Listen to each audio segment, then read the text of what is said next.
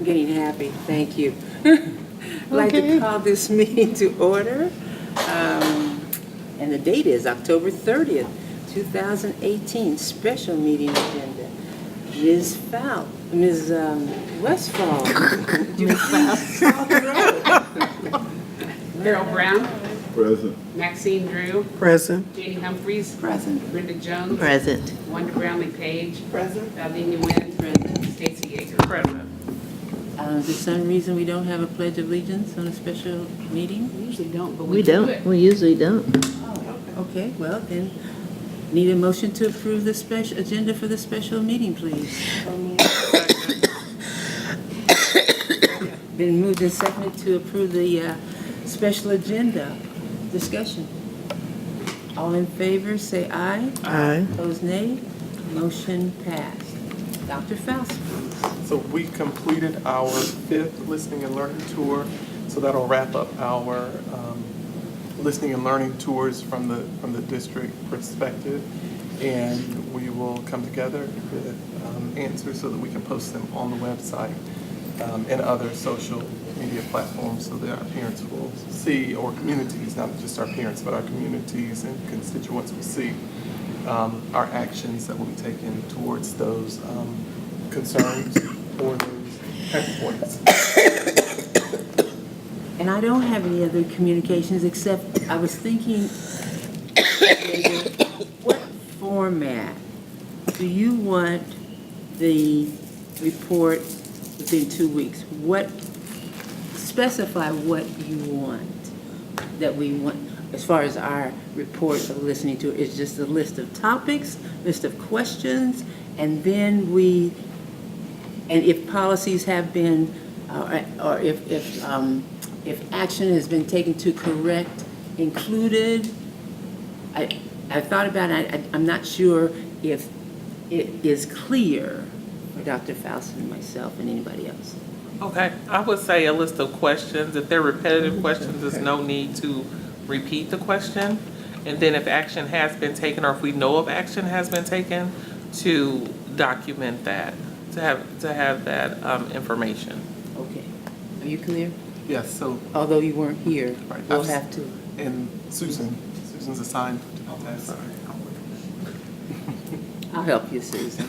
And anyone else can volunteer. We got our list. I have all of that. I mean, Have the concerns and the questions and all of that will be easy. It'll just be, because a lot of it, they kind of discuss there, and so to know for sure what things have, but we can put what we know. Right, and then if it hasn't been addressed, then, How do we choose to proceed right. as soon as possible? Right, but I would think that our cabinet leaders would know if the area was addressed. Okay, so procedure-wise, do you want us to see it and be first, or is that a nod yes? I'm right down the line with you. Well, Okay, or do you want the cabinet to address it and then present it to us with an answer if there is an answer? Right, I think it would be more effective if they see the list first and address it, because if not, we'll get the list and wonder if it was addressed and then ask questions if it was addressed. But if they have time to look at it and make some response, if it was able to be addressed, then that would be less legwork than we have to go back and backtrack. All right, and our target is the next board meeting. Well, that was for the initial listing. Now that we've added on the piece for the cabinet to make comments, would that be ample time for them to make comments? Probably not. So would that be another week or Well, we're running into the one that we just completed the 5, so we told the community we would have ours out in 3 weeks, so we've got to come together. And so what happens when we do that is that we have to stop everything that we're doing. So we may want to think about how much time is given. I would suggest we send it to all of you to see what was appropriate and then follow up if it's not, to give it to the board member. So if you haven't, because some of you may have addressed. Okay, so Susan, if I can meet with you next week sometime to go over the list, then we can send out the list to us. And then I would say by then the next board meeting, the board would at least be able to address the list. Okay. And then, is that reasonable? Yes. Okay. Okay, that's how it shall be. Other board members' comments? All right, our first item is the active shooter policy. You'll notice there are, the gentleman's, I don't remember his name. Do you remember his name? Scott. In red, provided response to questions. The one question I asked, I'll wait till you get there if everyone is there yet. We can extend coverage. My question was if students are attending an event outside the district, are they covered? The answer is we can't extend coverage. Does that mean for the same price? Does that mean extra? But it does mean we can extend coverage, so that answers that, although.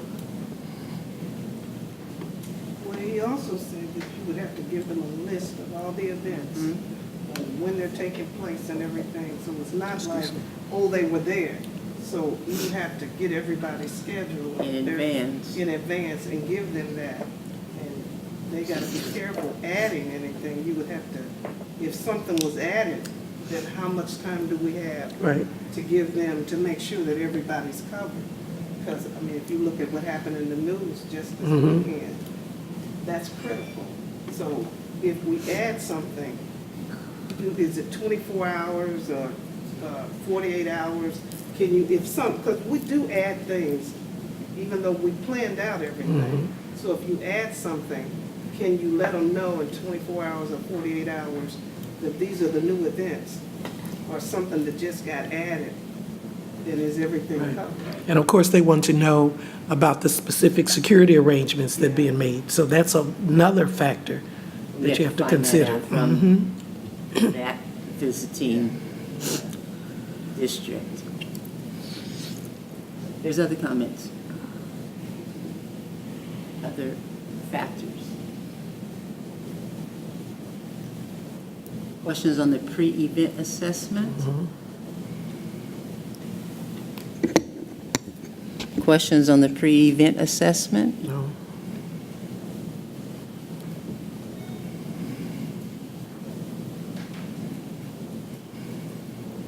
Greg, have you noticed anything that we, from a liability angle?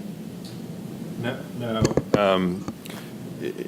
You know, the hard part with all this kind of stuff is, unfortunately, as I think one of the board members mentioned a minute ago, you see this kind of stuff continuing to happen. And it's really stuff that no matter how much security you put in place, there is a chance that it's going to happen at some event or some school building or some facility at some point in time. So that's the hard part about something like this. Some of the stuff they're talking about, I mean, it can never hurt to have another set of eyes looking at our threat assessment and coordinating with our police department to figure out how to best protect our facilities and our events and things of that nature. So I think that type of stuff helps insulate you from liability. So aside from whatever you're looking at in terms of the insurance coverage, which provides some benefit if something happens, I look at it from the perspective of preventing as best you can those liability issues. And the things that I think are interesting about this to me is that getting another set of eyes to come in from an expert standpoint and look at your facilities and give advice and input to your security or the building administrators, however it's presented, could be beneficial to the district. Now, if they come back and make recommendations, though, you're almost going to have to follow those recommendations or you're going to have some liability coming the other way. Does that make sense? It makes sense only to the extent that the second set of eyes is the insurance company. It is. All right, so you would almost anticipate them coming back with something I do. that we have not considered. I- That's kind of their role. And the thing about that is, and that's why I was saying that, is you need to be prepared if they come back and say, hey, we found a Potential challenge. challenge. Exposure place here, or a place where you guys aren't protected, you need to be prepared to address that if that comes back as a recommendation. Because if they come back and say, hey, you've got I'll make up something, you've got an unmonitored door at Wyandotte High School where somebody could get in without security, and they report that to you and you don't take steps to fix that, and then somebody comes through that door, then your exposure and liability is much greater than it otherwise is. Does that make sense? Correct. Yeah. And has do we have an internal, like Chief Horn or anybody else that would have? Chief Horn and his department are the ones that should be looking at those things, but, another set of eyes looking at it is Right, always. have we asked him and his department to look? We have not. All right, so. I do think he does, I think they have done in the past a security assessment of the buildings. I'm just not sure it's done all the time, and also, sometimes you can be blinded if you're the one. If it's your house. Right, right. That's a good way to put it. So that's the one thing I noticed about it. I had a question, and I didn't, you asked, and I didn't respond quickly. But on the pre-event training, it says here the client would have to contract separately. So how much more are we talking about spending with Firestorm for these training services, as they're not a part of the DWP coverage offer? Right. So how much more are we talking with that? There's another question. Dr. Mather, come in. Sure. Unless, do we plan to act on this today, or do you think we need to have more consideration? To answer your question, if we're not going to act on it today, I didn't see the need to have her, but Okay. that's, because those questions are going to still have to be answered. Right. But questions down here. Any additional questions? No, I'm ready for vote. I personally. I have one question. Greg, what you were talking about in terms of if they make recommendations to modify, do we have anything in place? How will we go about addressing that? Depends on what the recommendation is. Sure. So the first thing you'd want to do if they come in and make a recommendation, or they identify a security risk in a building or program, it might be something as simple as they say, you know what, you don't have the right security set up at your football games, and you need to have better point of access security there. Then you guys would have to look to people like Chief Horn to say, okay, how do we address that security risk? Either we have a recommendation as to how to do it, or we come up with a way to address that security situation, and then you got to look at whether there's costs associated with it, and if there are, find funding source to cover those costs, or figure out some other way to cover that exposure. Sometimes it might be simple. So like if, say it's an access door that doesn't have a proper security provision on it. Okay. Well, you either close and lock that door, which might not be permissible under some of the codes, or you put the security measures in to make sure that's operating correctly. So those would be like maintenance type issues. The tougher ones would be, well, what if they come in and say your police officers are understaffed to maintain proper security over some of your larger buildings? Well, then the remedy is to hire a couple more police officers, right? So that would, each thing they might point out might have a different solution to it, and then you guys would just have to assess the risk versus the cost of making those changes, but recognizing that if you don't follow those recommendations, that you would face some additional exposure if something happened. Okay. Some of those are probably going to be pretty obvious that if they come back and say, hey, this is a concern at this building, or this is a concern at this event, and you'll be able to figure that out pretty quickly. And some of it might be training stuff too. And you wouldn't be tied to doing the training with this company. You could have other entities bid on the training if you wanted to. Did that answer your question? Okay. Sure, thank you. Good afternoon, Dr. Mathers. We just had a few questions. We do not want to be caught unprepared. Can you provide some further insight as to the time frame, talking about extending the coverage for students visiting other schools? 24 hours, it says how long for, the security arrangements, and help me, Ms. Drew, when you talked about specific security arrangements, is this what you're speaking of how do we find out what the other venue has in the category of security arrangements? Go ahead, Ms. Brownlee, you had mentioned. Oh, okay, I had asked a question about the pre-event training. There were two, but here's the first one. How much more is that going to cost? And then the second, if let's say our kids went to Olathe North, and it said here that they needed to be known in advance where the kids are going. And my question was, we do have a tentative schedule, but if we add events, is it a 24-hour notice? Is it a 48-hour, a 72-hour? How much time do they have to have notice that our kids are now going to this? This was something that we just added to the schedule. And this includes sports events, award ceremonies, Right. performances, field trips. And an added cost. So my understanding of this policy, and I think this question came up, which is the response on this first question, is adding coverage for our kids outside of our facility. Right?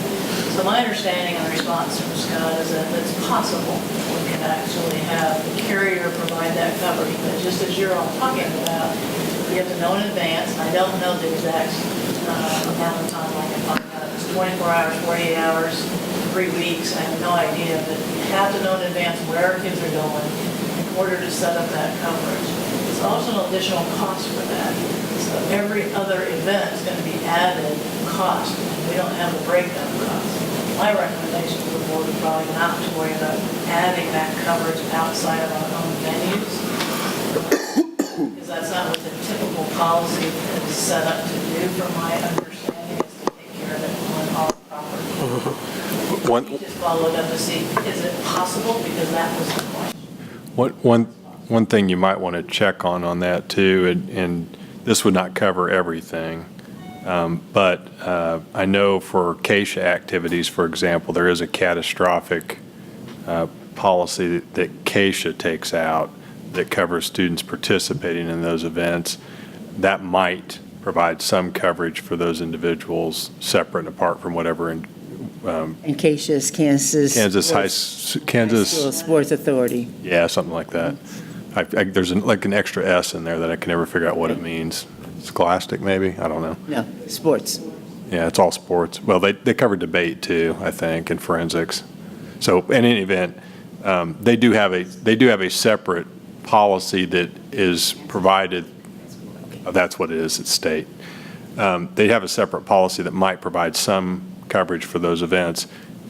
It won't be comprehensive, and we've been in situations before where they've denied coverage on an event. We've had to go to litigation to get them to cover stuff. So I say that with a grain of salt, but it is there.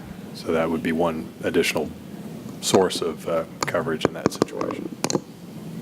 The field trips. And how many field trips do we take a year?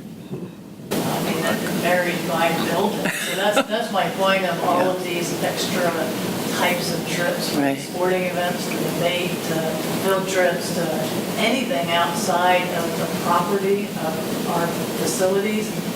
We would have to want to try to calculate every one of those, and I think that's cumbersome and difficult to do, and I think you wouldn't be able to do it, frankly, and do it well. And other than an active shooter, our coverage, our insurance does not cover, it surely covers accidents, not a shooting accident. Okay, so there's some coverage. We're not It's minimal. totally But exposed. again, And I don't know if this helps or hinders the board, but when we asked, did you want us to just explore this because it is becoming something that is, other school systems are exploring? And you guys said, sure, just go check it out. We're just trying to give you this information. It's not something you have to feel compelled to do at this point. It is something I think that from what I understand from Scott sharing with all of you and with me, that more and more school districts are starting to do this because of the unfortunate acts that we continue to endure throughout the country. But he wanted me to express to you too that not to feel compelled that it has to be done right now. I mean, if you need time to think about it, you can wait until the insurance package renews in July, you can do it whenever you want it. Just want to take that pressure off a little bit. But I think we might be making it more difficult by trying to cover every time our kids go somewhere. Because you got 22,000 kids that you're going to be trying to cover somewhere. And the intent of this policy, from my limited understanding, is to provide additional support services if an unfortunate event like an active shooter comes into one of our schools or one of our facilities or our buses. That's a little bit more controlled. Other activities, I think, is just too difficult to try to manage that and keep ahead of it. You know, like Ms. Brownlee Page said, the schedule changes. All of a sudden it's changed now. We may pay for coverage that's not happening. Okay. So I just had to think about that a little bit. Did I answer the questions that you presented as far as I want to make sure? I didn't know how much it is as far as the amount of time. I have to know it's that. And I don't know the additional cost, but there is an additional cost. I had one more. They were saying that for the pre-event training, how, do we stop every year and look at our buildings to see if we, The police department does what they call septet training. I kind of chuckled because we were laughing about that. It's actually an acronym for something environmental design. But it's for environmental design, it's to do just that thing, to actually have our police officers not do an official septet assessment, but they're going out and looking at all the facilities. They're looking at the exterior facilities from things like lighting, bushes even, things that could be places where people can hide. Just doing a simple assessment to see what things that we can do to improve the safety of the exterior and interior facilities. My understanding of this pre-assessment, not an additional cost, it comes with it. Typically, they said they do that virtually or by phone, so they're really just talking to us already about what we're doing. We're talking to your police department, KCKPS, Public Schools Police Department, and just giving them added information and resources. So I don't see that as being troublesome or problematic, it's just being additional. but it did say on the pre-event training, there may be an additional cost. So is there a cost? They actually came in and provided some kind of training event. I'm not sure that we would want or need that as an optional service as well. So if I heard you correctly, and you correct me if I'm wrong, you're saying we do this every year. Our police do look at and see and check everything out. One of the responsibilities of the police department is to help us with that, but I want to be clear that that doesn't mean they're doing a formal septet assessment on every facility, because that's a pretty lengthy and involved process. But they're using the concepts of that, or they're looking at the exterior of the facilities and the interior to ensure that we can do as much as we can to improve our facilities and continue to make them safe as possible. And did you say that training was optional? Training that they're referencing here. Correct. They actually do a phone or virtual pre-assessment, I think is how they used it. Prevent risk assessment. But if there's an actual training, I'm not familiar with what that training is. And from what Scott said the other evening at the board meeting was that things like that are optional and that you can bring them in for additional support, but I'm not sure we would need that training. We probably just want to learn more about it. Right, right. You know, this one, we just don't know enough about it. Community policing case materials. But it gives y'all an option if you want to do that down the road. Again, another resource. SEPTA is crime prevention through environmental design. The environmental design firm. Other questions, comments? So I don't know if that helps or not, but We'll find out. Thank you. So, Mr. Superintendent?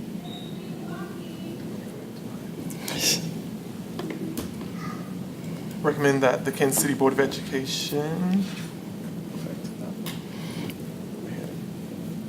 approve the proposal for purchase of active shooter policy for 2018-2019 as submitted by Dr. Kelly Mather, Chief Operating Officer, as recommended by Dr. Charles House, Superintendent of Schools. I need a motion.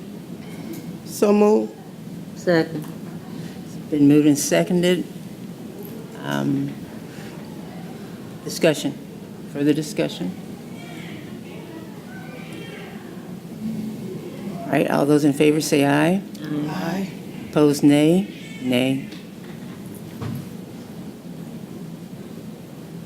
Are you sure? Dr. Faust? Need a roll call? Roll call. Let's have a roll call, please. All in favor, roll call. Harold Brown, Yes. Maxine Drew, No. Jenny Humphries, Yes. Brenda Jones, Yes. Wanda Brownlee Page, Yes. Valdina Nguyen, No. Stacy Yeager. Yes. Motion passed.